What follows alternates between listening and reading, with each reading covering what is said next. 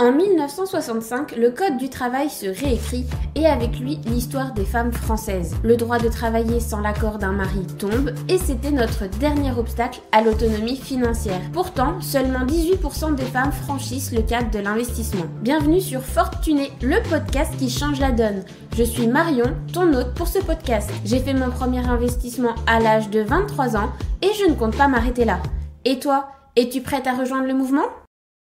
Bonjour à toi chère auditrice, je suis super contente de te retrouver dans cet épisode, surtout que c'est le premier épisode que je fais suite à vos recommandations et je remercie Margot, la merveilleuse maman d'un loulou et Lou, la maman d'une merveilleuse louloute qui m'ont inspiré cet épisode puisqu'elles m'ont rappelé que quand on est maman, le planning il est bien chargé, nos loulous deviennent notre priorité, c'est déjà compliqué d'avoir du temps pour soi, alors du temps pour les investissements, ça devient plus que très compliqué. Alors que tu sois maman ou en plein rush du quotidien, ou juste curieuse de savoir comment on fait fructifier son argent depuis son canapé avec très peu de temps passé mensuellement sur tes investissements, cet épisode est fait pour toi. Et oui, pas besoin d'être maman pour être surbookée. Alors si tu es prête à devenir une investisseuse avisée du bout des doigts,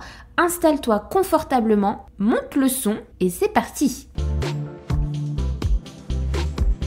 La première catégorie d'investissement que tu peux faire du bout des doigts, c'est bien évidemment la bourse. C'est fini l'époque où on devait se rendre sur la place de la bourse de notre village, agiter des billets, des dollars dans tous les sens comme on voit dans les vieux films pour acheter des actions. Ça n'existe plus. Ou alors si ça existe, on n'est pas obligé de faire comme ça. Aujourd'hui, on peut toutes investir en bourse, que ce soit dans des actions, dans des obligations, dans des ETF, en quelques clics, en quelques secondes, via notre application téléphone.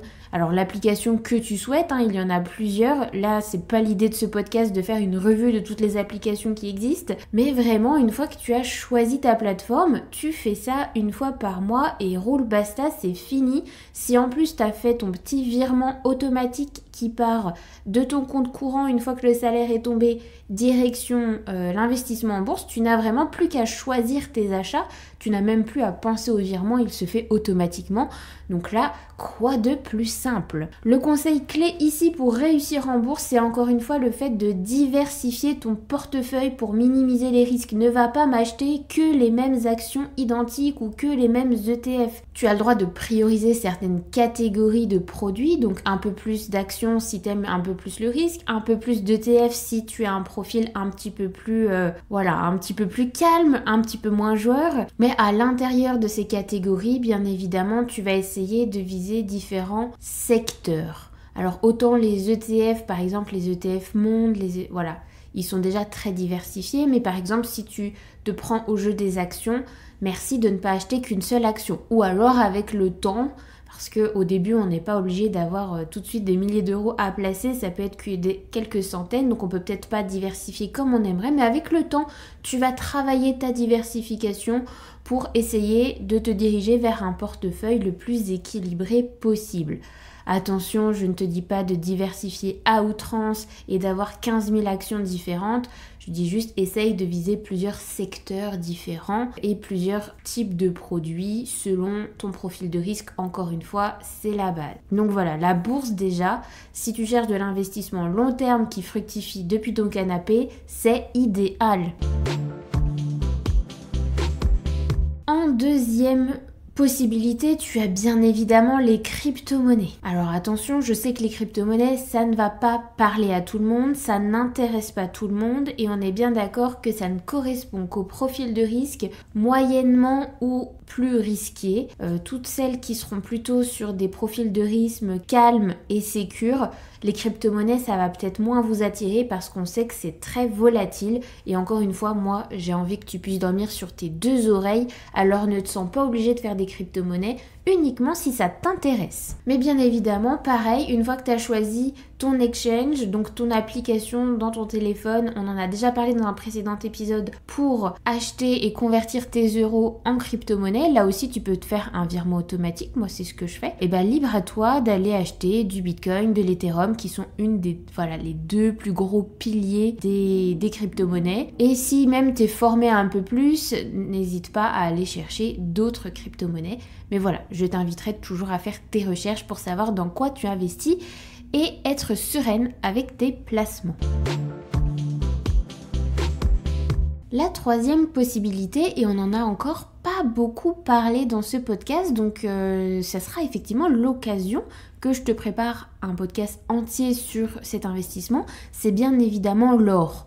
L'or ou les matières premières, tu peux acheter de l'argent, voilà, ou d'autres, mais bon, le plus connu, ça reste l'or dans toutes les matières premières. On dit que l'or, c'est une valeur refuge, c'est une valeur stable. Alors c'est sûr, c'est pas avec l'or que tu vas faire les rendements, les investissements les plus rentables. L'or, ça convient si tu as un peu trop d'épargne et que tu es un peu déçu que ça perde de sa valeur sur des comptes ou des livrets classiques et que du coup tu peux te permettre d'aller acheter de l'or puisque la valeur de l'or a l'avantage d'aller toujours en augmentant, en fait elle suit l'inflation, donc quelque part ça protège ton argent. Tu vas pas réellement gagner beaucoup d'argent, avec du très long terme peut-être un petit peu, mais voilà, l'objectif de l'or c'est surtout de préserver la valeur de l'argent que tu as gagné dans le temps et que l'inflation ne vienne pas l'éroder tout simplement. Aujourd'hui, tu as deux façons d'acheter de l'or physique dans n'importe quelle boutique spécialisée dans ta ville ou dans la grande ville proche de chez toi, tout à fait, ou tu peux investir dans des ETF d'or, en fait, dans des actifs numériques qui répliquent la valeur d'or. Et ça peut se faire en ligne, sans bouger de ton canapé, encore une fois. Alors tu ne détiens pas de l'or à proprement parler, mais quand même, tu as les mêmes rendements attendus. Tout ça depuis ton téléphone. C'est donc un bon moyen de sécuriser une partie de ton épargne si tu étais d'un tempérament plutôt calme et sécure, mais que tu n'as pas envie que ton argent se dévalue au fil des années sur 36 livrets A différents qui ne te rapportent rien et qui te font perdre de l'argent. Ensuite, quatrième possibilité depuis ton canapé, c'est de faire de l'immobilier. Oui, tu as bien entendu. Si tu aurais aimé investir dans l'immobilier mais que tu as peur de mal faire, de choisir le mauvais bien et que peut-être ça représente des prêts bancaires auxquels tu n'as pas accès, qui pourraient effectivement te bloquer, sache que l'immobilier est devenu numérique. Tu n'as pas besoin d'être officiellement le propriétaire qui est passé devant le notaire d'un appartement.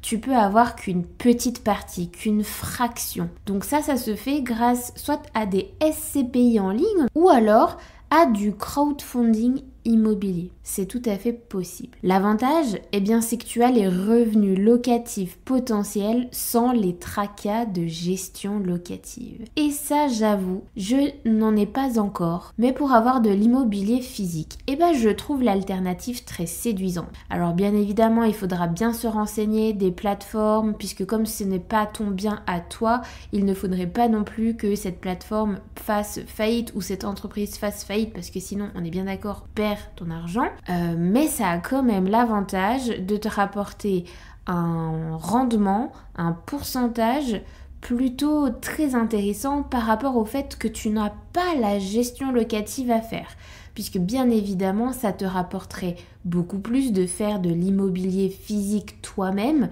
mais par contre ne compte pas tes heures, il y aura besoin de gestion ou en tout cas de s'en occuper et d'avoir une certaine charge mentale. Ou alors tu fais de l'immobilier physique mais tu inclus dans tes calculs le fait de le placer sous gestion locative par une agence pour te libérer de ça. Mais forcément ça vient aussi un peu grignoter ton rendement, donc c'est une question d'affinité, de ce qu'on veut faire, d'énormément de choses. Mais en tout cas, si tu veux le faire depuis ton canapé, ça marche depuis peu, on peut le faire. C'est ça qui est dingue, on n'arrête pas le progrès, comme on dit.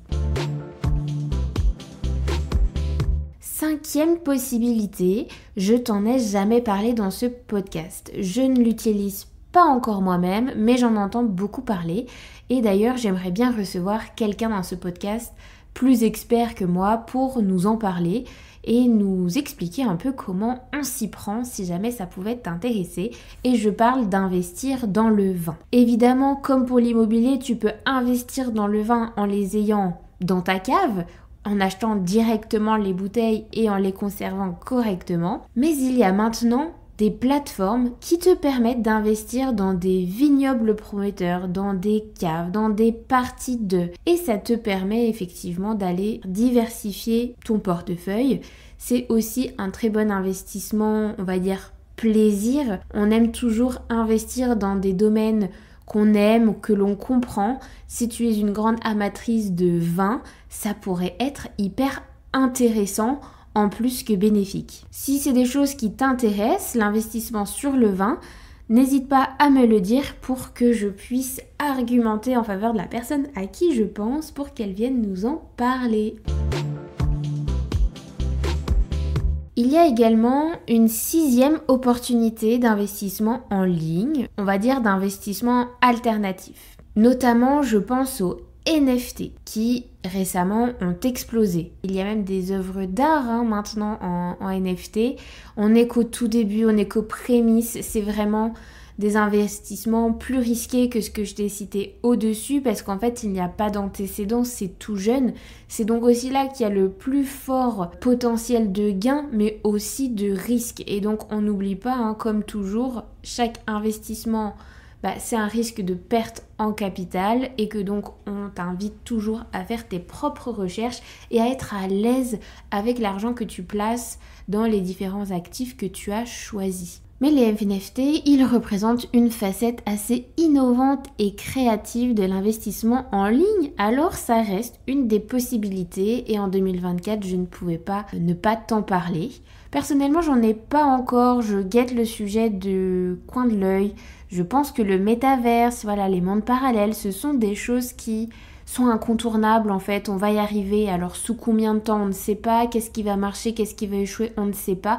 En tout cas, le sujet reste passionnant parce qu'on voit vers où on va évoluer, vers quoi ça va tendre et simplement, même si tu n'investis pas, mais de regarder avec un peu de hauteur, d'un point de vue extérieur, vers quoi on est en train de se diriger, garder cet œil curieux de vers quoi la société est en train de tendre, c'est toujours hyper intéressant. Mais bon, ça c'est mon petit côté passionné pour les investissements qui fait que même quand j'investis pas, j'aime toujours bien de savoir un peu ce qui s'y passe. Jusqu'au jour où j'aurai pleinement compris la catégorie d'investissement et où ça me tentera peut-être. Mais à ce jour, c'est encore trop frais. Mais de la même façon que les crypto-monnaies, les NFT peuvent se détenir et on vous conseille toujours de les sortir de la plateforme d'achat et de les garder sur des clés extérieures comme les fameuses clés à crypto-monnaie Ledger.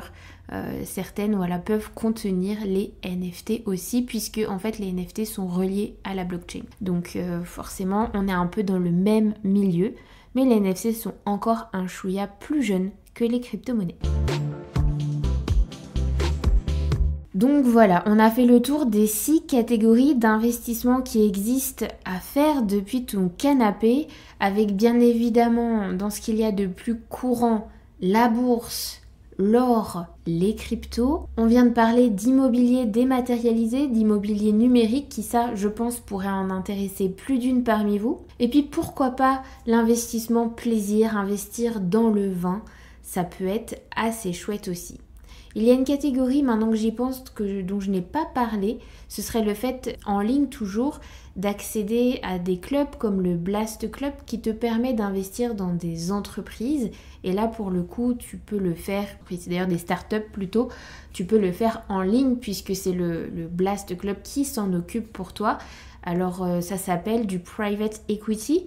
Donc c'est vraiment le fait d'investir dans des startups, dans des entreprises. Il faut aussi voir ça comme un investissement assez risqué puisque généralement la majorité des startups échouent et du coup ne font pas de rendement. Tu ne récupères pas ton argent, mais il suffit d'avoir misé sur une pépite qui fait que effectivement tu fais x10 x100 sur ton investissement.